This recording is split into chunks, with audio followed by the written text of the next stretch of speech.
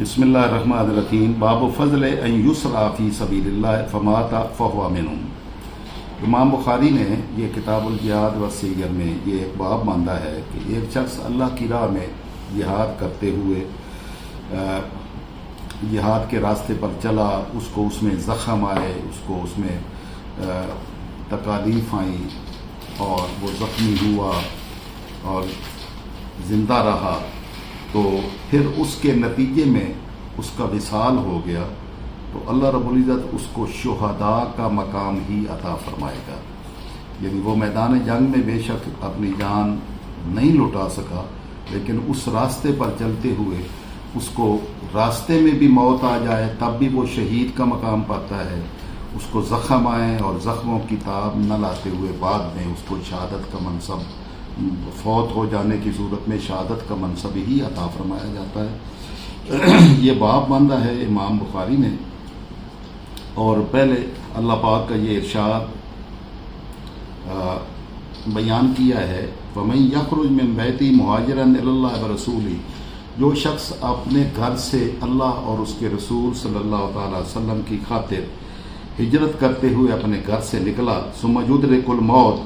اور پھر راستے میں اس کو موت آ گئی، فقط واقع اجرہ اللہ، تو اس کا اجر اللہ کے ذمے، اللہ کی ذات کی بارگاہ میں اللہ کے پاس اس کا اجر واقع ہو گیا، یعنی گویا اس نے اپنی جان اللہ کی خاطر ہی لٹا دی۔ راستے میں اور راستے پر چلنے والے، اس راستے کی طرف نکلنے والے اگرچہ میدان جنگ میں نہ بھی پہنچ سکے اور ان کو دشمن کی تلوار سے اپنی جان قربان کروانے کا موقع نہ بھی ملے، راستے میں معمول کی موت، کسی بیماری کی وجہ سے موت، یا اس راستے پر چلتے ہوئے موت آ جائے، تو اس کو بھی مالک الملک وہی اجر عطا فرماتا ہے اس کی نیت کی بنیاد پر کہ وہ اس راستے پر چلا۔ حدیث پاک اس پہ سلسلے میں بیان کی ہے، وہ حضرت انس بن مالک رضی اللہ تعالیٰ عنہ سے مروی حدیث ہے۔ وہ اپنی خالہ ام حرام بنت ملحان سے روایت کرتے ہیں کہ آقا علیہ السلام نے ان کے ہاں تشریف لاتے تھے اور آپ آرام فرماتے تھے۔ وہ فرماتی ہیں کہ نام نبی صلی اللہ علیہ وسلم یومن قریباً منی، ایک دن تاجدار کائنات صلی اللہ تعالی وسلم میرے گھر میں تشریف لائے، میرے قریب میرے بستر پر، یہ آپ کی رضائی والدہ ہیں، ان کی بہن ہے، تو اس وجہ سے آپ کو وہاں یہ ان کے گھر میں تشریف لے جانا یہ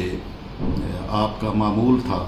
تو یہ آپ کے بستر پر آپ صلی اللہ علیہ وسلم آرام فرما ہوتے، تو ایک دن آپ وہاں پر آرام فرما ہوئے تو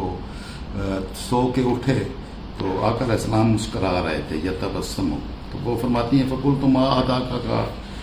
یا رسول اللہ، تو میں نے عرض کی یا رسول اللہ آپ ہنس رہے ہیں، مسکرا رہے ہیں، کیا چیز آپ کو اس طرح مسکرانے پر مجبور کر رہی ہے؟ کالا، تو آپ نے فرمایا اناس من امتی ورزوا علیہ یرکبون ھذا البحر الاخضر، تو آقا علیہ السلام نے فرمایا میری امت کے کچھ لوگ جو اس سمندر کی سطح پر سوار ہوں گے وہ میرے سامنے پیش کیے گئے، کل ملوک السرہ، ان کی شان یہ تھی، ان کی شکل و صورت، ان کا ظاہر ایسے نظر آ رہا تھا جیسے بادشاہ پلنگوں کے اوپر جلوہ فروز ہوں اور بیٹھے ہوں۔ قالت، انہوں نے عرض کی فاد اللہ یجعلنی منہم، تو عرض کی کہ یا رسول اللہ صلی اللہ علیہ وسلم میرے لیے دعا فرما دیں کہ اللہ مجھے بھی ان میں بنا دیں۔ فدعا لہا، آقا علیہ السلام نے ان کے لیے دعا فرما دی۔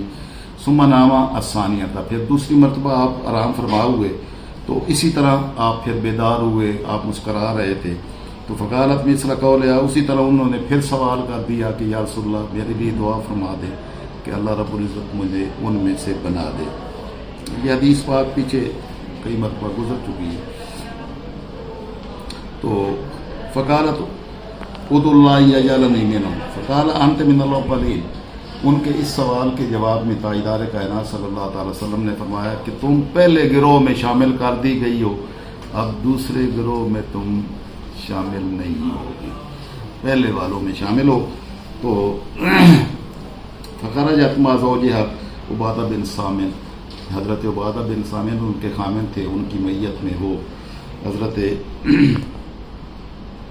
معاویہ رضی اللہ تعالیٰ عنہ کے دور میں وہ اس سمندر میں مسلمانوں کے لشکر میں شامل ہوئیں، اور فلما انصرفوا من غزوہم، کافرین جب وہ واپس آ رہے تھے تو وہ غزوہ والے میں شرکت کرنے والے تو یہ بھی اس میں شامل تھی، فنازلوا الشام، تو وہ شام میں وہاں پر انہوں نے پڑاؤ ڈالا، فقربت الیہا دابۃ لترکبھا فصارعتھا فماتت، تو وہ سواری ان کے قریب کی گئی تاکہ اس پر سوار ہوں، ان کا پاؤں پھسلا اور وہ نیچے گر پڑی اور شہید ہو گئی، ان کا وصال ہو گیا، تو اللہ نے ان کو شہادت کی موت عطا فرمائی۔ میں نے آپ کو پہلے واضح کیا ہے کہ انسان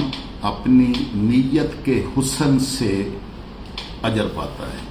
جتنی حسین نیت ہوتی ہے تو اس کو اس کے حسن نیت کے مطابق اجر عطا کیا جاتا ہے۔ جس کو مالک الملک میدان جنگ میں اپنی جان لوٹانے کا موقع دے لیکن اس کو حسن نیت نصیب نہ ہو، کسی اور مقصد کی خاطر اپنی شجاعت اور بہادری کے جوہر دکھانے کی خاطر شجاع کہا جانے لگے، لوگ اس کی شجاعت کو مانیں، بہادری کا اعلان کریں، بہادری کے چرچے کریں، تو وہ وہاں اپنی جان لوٹا کر بھی اجر سے محروم ہوتا ہے۔ اور ایک شخص وہ اپنی جان لوٹا نہیں سکتا لیکن حسن نیت کی دولت اللہ اسے عطا کرتا ہے، تو وہ راستے میں ہی اس طرح اپنی جان نچھاور نہ بھی کر سکے تب بھی اللہ اس کو اجر عطا فرما دیتا ہے۔ اس کا مطلب ہے کہ انسان کو جو ملتا ہے وہ اس کو اس کے اپنے حسن نیت کی بنیاد پر ملتا ہے۔ تو جس کو اللہ نے شہادت کی موت عطا فرمائی وہ اس کی حسن نیت کی بنیاد پر اسے نصیب ہوگی، خواہ میدان جنگ میں موت ہو تو تب بھی اجر عطا کیا جائے گا، اس راستے میں ہو تب بھی اجر عطا کیا جائے گا، اس کی نیت اس کے من میں ہو تب بھی اجر عطا کیا جائے گا، اور اگر وہ جان لوٹا دے لیکن حسن نیت نصیب نہ ہو تو وہ محروم ہوگا، اس لیے کہ انما الاعمال بالنیات، اعمال کا مدار سارا نیتوں پر ہے۔ اس لیے ہمیشہ بندہ مومن کو اپنے من کی دنیا میں نظر رکھنی چاہیے کہ میرے دل میں کبھی بھی حسن نیت کا پردہ چاک نہ ہو، حسن نیت ہمیشہ نصیب رہے، اور جن کو بھی اللہ حسن نیت عطا فرما دیتا ہے وہ کبھی محروم نہیں رہتے۔ اللہ رب العزت ہمیں حسن نیت عطا فرمائے، کیونکہ سارے اعمال کا مدار حسن نیت پر ہے۔ اللہ رب العزت پوری امت پر، امت مسلمہ پر، تمام مومنین مومنات پر جو گزر گئے ان پر سب پر اپنا لطف و کرم اور فضل و احسان فرمائے۔ والسلام علیکم ورحمۃ اللہ وبرکاتہ۔